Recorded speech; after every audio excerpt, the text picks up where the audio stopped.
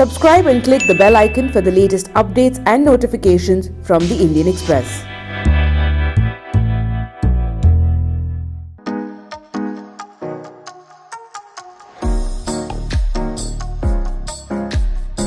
There's another Redmi phone in the market, but this time it's causing some confusion. That's the Redmi Note 7S, and the reason that there's some confusion is because in March, Xiaomi had launched the Redmi Note 7, which was pretty much the same specifications except for the 48MP camera at the back.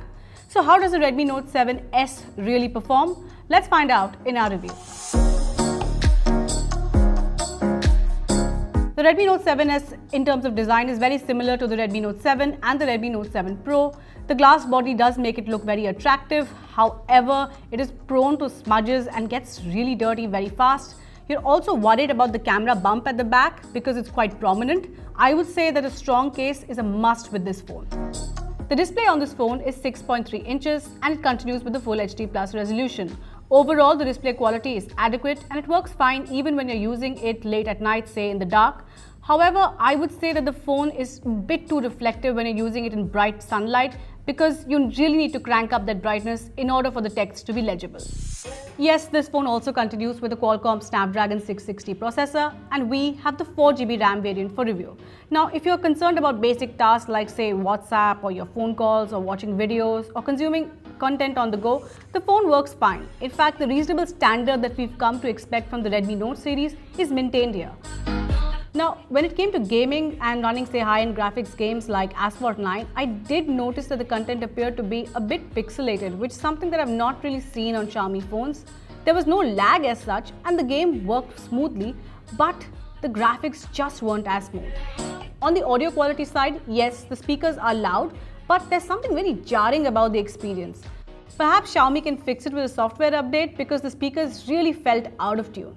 The hype out here is the 48MP camera. Now Xiaomi's continued with the 48MP plus 5MP combination, but remember, in order to shoot at 48MP resolution, you actually need to activate that setting from the Pro mode. So shooting in 48MP technically should mean a lot more details, a much sharper picture. Now where I'm concerned, the default 12MP mode is good enough. It does deliver shots that are sharp and keep the colors mostly accurate, though perhaps not as natural as one would like them to be. I would say that the 48MP camera, while a good addition, does not really add that extra sharpness unless say maybe you are shooting with a tripod or really keeping your hand stable. Now there's a night mode in this phone as well, though it does need some light to get results which are clearer. If there's no or minimal lighting in the room, then the loss of details is very evident and the photos are just too noisy. However, when you have some sort of light in the room, the photos actually do get some brightness, though again, this comes at the loss of details. Now the portrait mode of the Redmi phones I feel is still a miss and it does need some improvement in terms of how it detects the edges. Battery remains an impressive part of this phone considering it has a 4000 mAh battery on board and it will easily last you more than a day even with heavy duty usage. It does take more than 2 hours to get this to fully charge and yes, it comes with support for Quick Charge 4.0. However, for the latter, you have to buy the charger separately. The phone continues with MIUI 10 and Android Pie. The phone also comes preloaded with apps like ShareChat, MiPay, Mi Store, Facebook, Netflix, and some of the apps are being recommended by Xiaomi as well. These are extra apps in addition to what I've already mentioned, and I would skip those entirely. So what's our verdict? Now, if you bought the Redmi Note 7, you might be feeling very angry because Xiaomi just upgraded the phone with a better camera and increased the price by Rs 1000.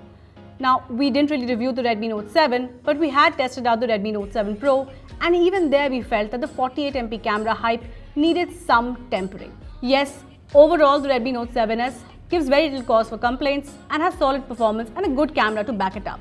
But don't just buy it for that 48MP camera number. Buy it if you are due for an upgrade and can't really afford to pay the extra for Redmi Note 7 Pro.